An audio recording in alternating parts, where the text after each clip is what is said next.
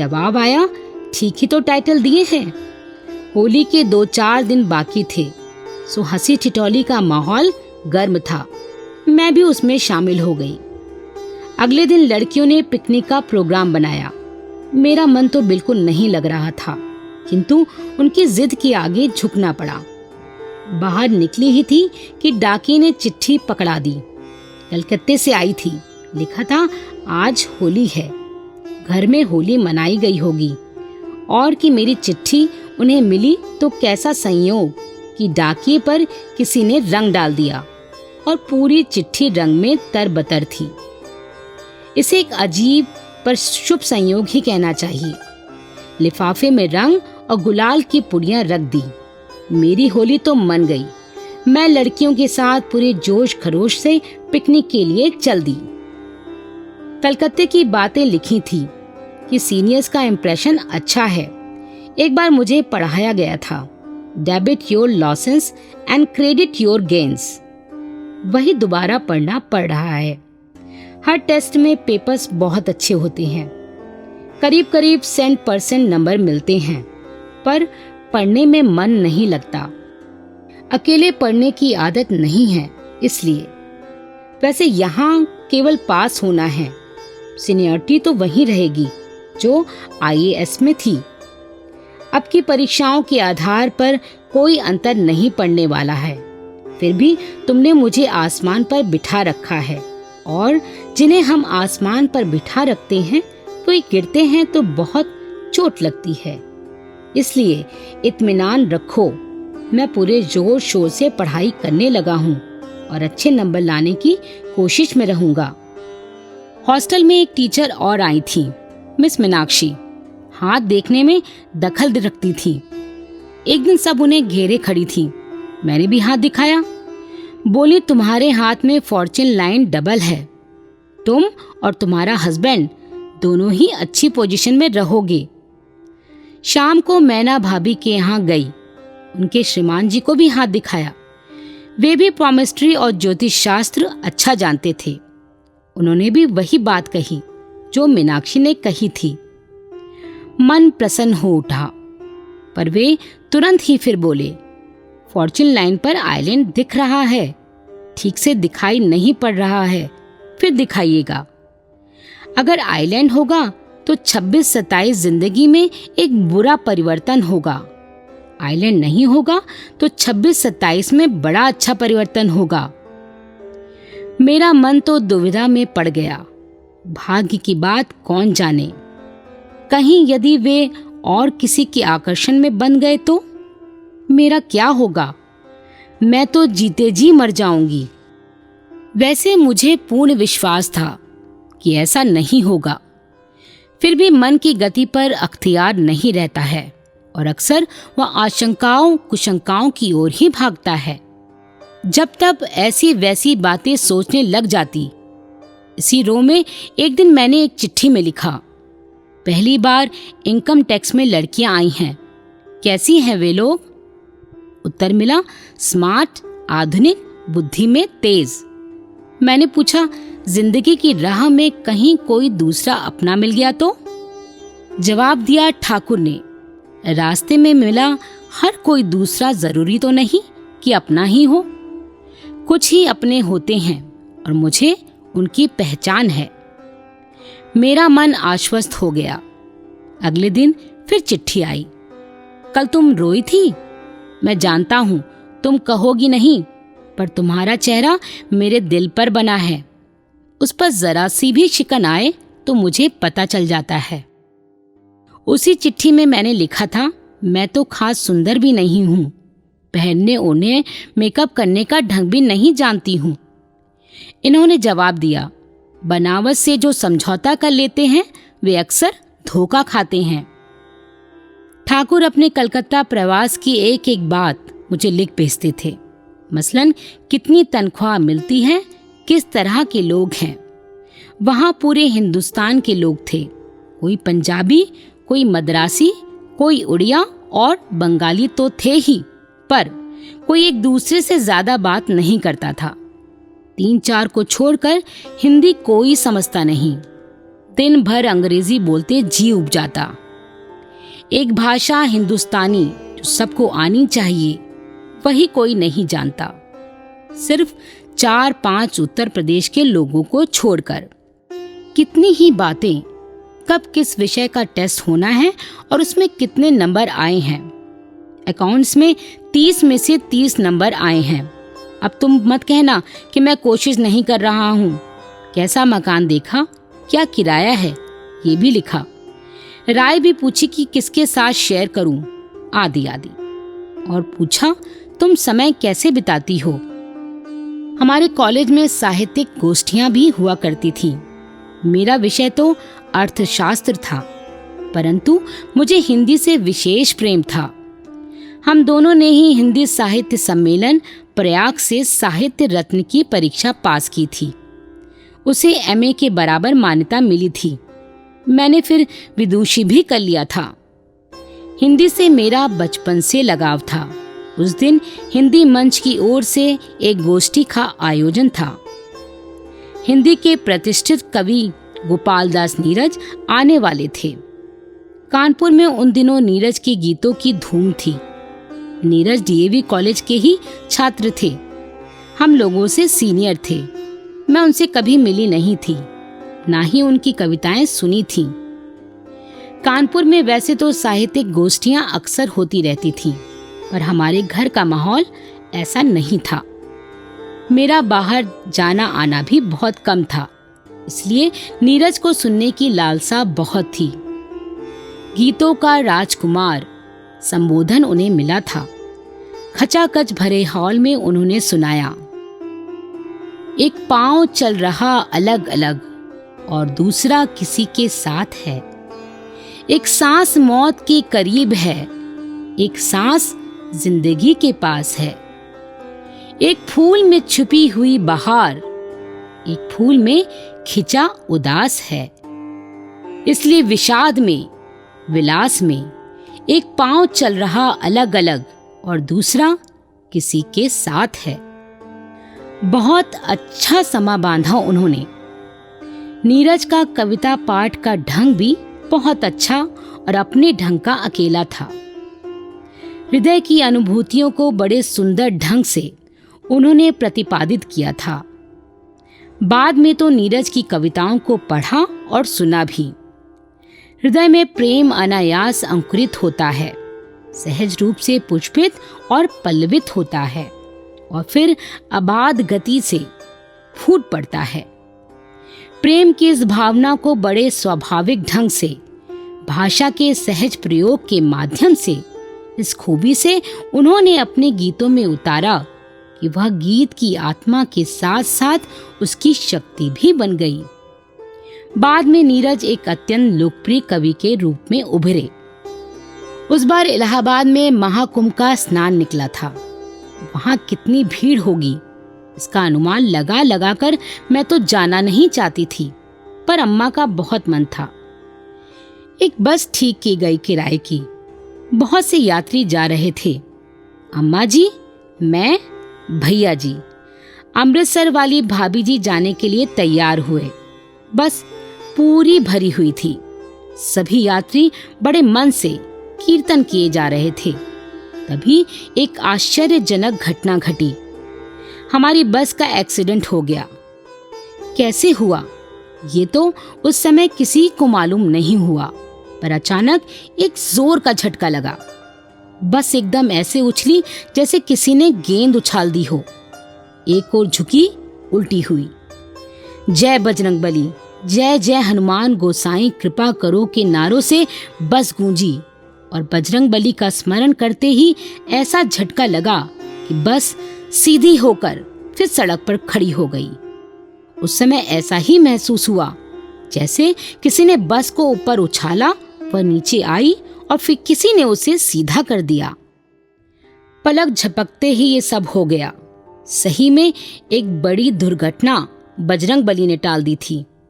वैसे हमें क्या पता था कि इससे भी बड़ी दुर्घटना घटने वाली है और ये उसका आभास मात्र है। शायद प्रकृति ने संकेत दिया था हम लोगों को आने वाली दुर्घटना का। हमारी बस फिर चल पड़ी। रास्ते भर भीड़ उमड़ी पड़ी रही थी, जैसे सबको आज ही सारा पुण्य कमाना है। कुछ लोग कहते हैं कुंभ में 20-25 लाख आदमी आए थे और कुछ की राय थी 15-20 लाख। राय चाहे जिसकी ठीक हो, पर दोनों के बीच में भी सोचा जाए तो 10 लाख से कम आदमी नहीं थे।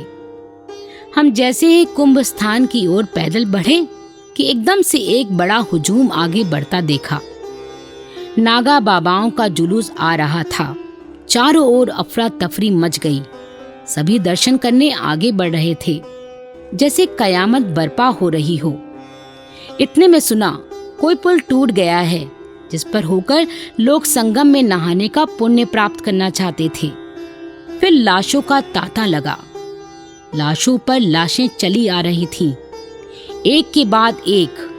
मौत को इतने पास से इस भयानक अंदाज में पहले कभी नहीं देखा था।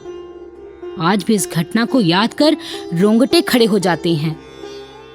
मैं अम्मा जी का हाथ पकड़े करीब करीब उन्हें खींचते हुए भीड़ के उस महासमुद्र में एक तरह से ढकेल रही थी। अम्मा जी का शरीर भी भारी था, उन्हें चलने में भी दिक्कत हो रही थी। चारों ओर शोरगुल। लाउडस्पीकरों से लोगों को धीरज रखने की सलाह दी जा रही थी, पर सुने कौन? सबों को अपनी जान बचाने की पड़ी थी। वहां किसी महंत का अखाड़ा था। उन्होंने चारों ओर से मजबूत बांसों से स्थान घेर रखा था। भगवान ने ही किसी को प्रेरणा दी। हमारी परेशानी देखकर हाथ पकड़कर हमें अंदर खींच लिया।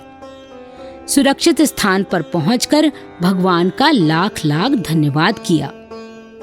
अखबारों में बाद में पढ़ा कि करीब 3000 लोग मारे गए थे, पर लोगों का कहना था कि वास्तव में इससे कहीं अधिक लोग मरे हैं। हम लोग तो संगम तक पहुंचे ही नहीं, उधर ही गंगा के किनारे डुबकी लगा ली और बजरंग बली, संकट मोचन हनुमान जी का नाम जपते घर लौट आए। रात के 3 बजे। मैं सोच रही थी, कौन सी वह शक्ति जो इतने कष्टों के बावजूद व्यक्ति को अपनी ओर खींचती है। अम्मा जी को मालूम था कि संगम पर भीड़ होगी, और अम्मा जी को ही क्यों, जो जो वहां गए सभी को मालूम था। फिर वह वहां क्यों गए? वह गए इसलिए क्योंकि एक डोर से बंधे थे, आस्था की डोर से। करोड़ों की संपत्ति से खेलने वाला धन कुबेर हो या खेतों में हल चलाने वाला किसान, सब आस्था की डोर से बंधे हैं, और यही आस्था उन्हें ऊर्जा प्रदान करती है, शक्ति देती है बड़े से बड़े संकट का सामना करने की।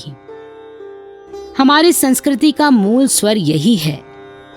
शरीर अनित्य है, वैभव शाश्वत नहीं है। नित्य मृत्यु है जो पास आ रही है। ऐसे में कर्तव्य का पालन करते हुए धर्म का संचय जितना कर सकें उतना अच्छा। धर्म की यही भावना हमें संबल देती है, और उसके तहत हम व्यक्तिगत परेशानियों को भूल जाते हैं। मुझे पता था कि कुंभ दुर्घटना का समाचार सुनकर ठाकुर को बड़ी चिंता हो जाएगी। मेरी आशंका सही निकली। तीसरे दिन ही पत्र आ गया। आज सुबह जब से दुर्घटना का समाचार पढ़ा, मन बड़ा घबरा रहा है। मैं अपने को कितना कोस चुका हूं कि क्यों मैं तुमको कहकर आया था कि अम्मा को कुंभ नहला लाना। अगर न कहा होता तो चिंता की कोई बात ही नहीं थी। कभी बहन को फोन करने की सोचता, कभी तुम्हें ही तार करने की। करीब 4 बजे शाम काली माँ के दर्शनों को गया।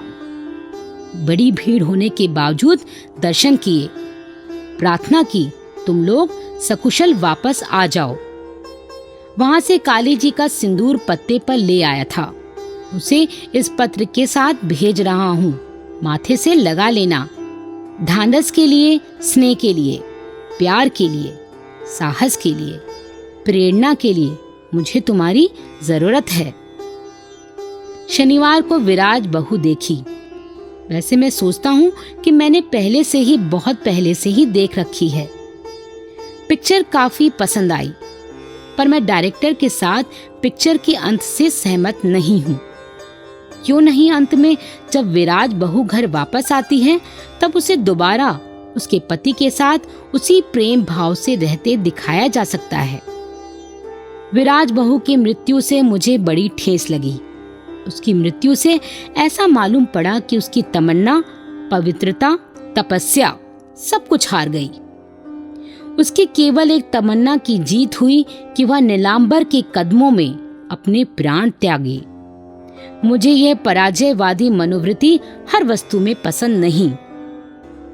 नीलांबर के चरित्र की एक परीक्षा और हो सकती थी कि जब वह वापस आती तब उसके कुरूप हो जाने की वजह से दुनिया और समाज वाले उसे तरह तरह के ताने मारे और तब भी वह अपनी विराज को उतना ही चाहता रहे जितना कि पहले या उससे भी अधिक। तुम्हारा क्या विचार है? लिखना। विराज बहू मैंने भी देखी थी, पर उसके बारे में मैं क्या बताती। ठाकुर ने जो सोचा ठीक ही सोचा, पर दुनिया में क्या सब ऐसा ही होता है? कितने नीलांबर हैं जो प्रेम की परीक्षा में खरे उतरते हैं। प्रेम तो वह होता है जो दो प्राणों को एक दूसरे का पूरक बनाता है, जो एक दूसरे के साथ शारीरिक रूप में केवल कदम के साथ कदम मिलाकर नहीं बढ़ते, वरन भावों में, विचारों में, चिंता में भी बढ़ते हैं। ऐसे लोग एक दूसरे की ऊंचाई की ओर ले जाते हैं, नीचे की ओर खींचते नहीं हैं। प्राण से प्राण मिले तो संसार बन जाता है, अनंत सागर मुट्ठी में आ जाता है, बशर्ते कि वे दो प्राण सही मायनों में एक दूसरे के पूरक हों, एक दूसरे के बिना अधूरे हों। पर क्या ऐसा होता है? अक्सर एक साथी दूसरे की इच्छाओं को बढ़ावा ना देकर, उसके गुणों को परिपक्वता की ओर ना ढकेल कर, उस पर अविश्वास की चादर उड़ाकर, उसे शंका और संदेह की दृष्टि से देख उसे और गलत काम करने की ओर ही प्रेरित करता है। उन्मुक्त गुब्बारे के समान एक ऊपर और ऊपर जाना चाहता है समाज में, कर्म क्षेत्र में, जबकि दूसरा पग पर उसका साथ ना देकर पीछे की ओर खींचने वाली एक कड़ी, एक निस्पंद बोझ, आग की बुझती हुई राख का ढेर मात्र रह जाता है।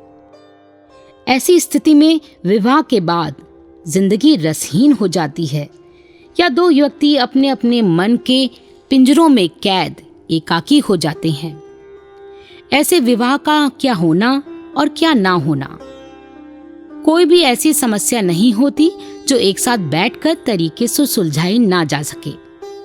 यदि एक कहता है कि मैं तुमसे सहमत नहीं हूँ और उसके ये कारण हैं जिनके कारण मैं सहमत नहीं हूँ, और दूसरा मान लेता है कि वे कारण सही है, या दूसरा कहता है कि गलत है और इन कारणों से गलत है और पहला मान लेता है, तब कहीं घावों को कुरेदने का सवाल ही नहीं उठता।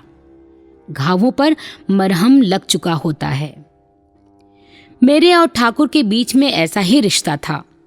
एक दूसरे को प्यार करने से पहले हम एक दूसरे के दोस्त थे। एक दूसरे को प्यार करने से पहले हम एक दूसरे को पसंद करते थे। विवाह के बारे में तो हमने बाद में सोचना शुरू किया। हम एक दूसरे का विश्वास करते थे, एक दूसरे की प्रशंसा करते थे। जिंदगी की खूबसूरती उसके मोड़ और अंधेरे होते हैं जिनसे गुजरकर वह एक मुकाम पर पहुंचती है। बहुत सी बातें ऐसी होती हैं जिनकी वजह से कड़वाहटें भर जाती हैं, बहुत सी खुशियां भी दे जाती हैं। पहले जब हम पास होते थे तो मन की बात एक दूसरे से बांट लेते थे। अब जो समझ में आता चिट्ठी में लिख देते और एक दूसरे से सलाह करके फैसला करते। एक पत्र में ठाकुर ने बताया, शायद उनके साथी अमरनाथ को भी पता है कि इंटरकास्ट शादी करेंगे। एक दूसरे साथी नेवेटिया जो IAS में साथ थे कह रहे थे वह कौन भाग्यशाली लड़की है जिस पर तुम फिदा हो। शादी के समय हमें भूल न जाना। ठाकुर ने लिखा था, तुमने अपने कॉलेज से फोन किया, उस समय राधे भी। राधे श्याम जी ठाकुर के बड़े भाई के बेटे थे और एक ही वर्ष में IAS एलाइट परीक्षा में उत्तीर्ण हुए थे। मेरे पास बैठा था, इसी कारण मैं हूँ हाँ में ही उत्तर दे रहा था। सोचा था ये बात करेंगे, वह बात पूछेंगे, पर उसके सामने कैसे पूछता। तब वह बोला, इतनी दूर से फोन आया है और तुम इधर उधर की बात कर रहे हो। तुम बात करो, मैं उधर चला जाता हूँ। कितने समझदार लोग हैं। मैंने सोचा हम बेकार ही डर रहे हैं। कल फूलों की नुमाइश देखने गया था। एक गुलाब का पौधा था, उसमें 24 कलियां थीं, जो खिलने को हो रही थीं। बहुत ही सुंदर लग रही थी। उनके नीचे वर्ड्सवर्थ की कुछ पंक्तियां लिखी थी। This bird of love by summer's ripening breath may prove a beauteous flower when next we meet. मैं इस कविता को उतारने लगा तो राधे मुस्कुरा कर बोला, पत्र में लिखने के लिए अच्छा कोटेशन है।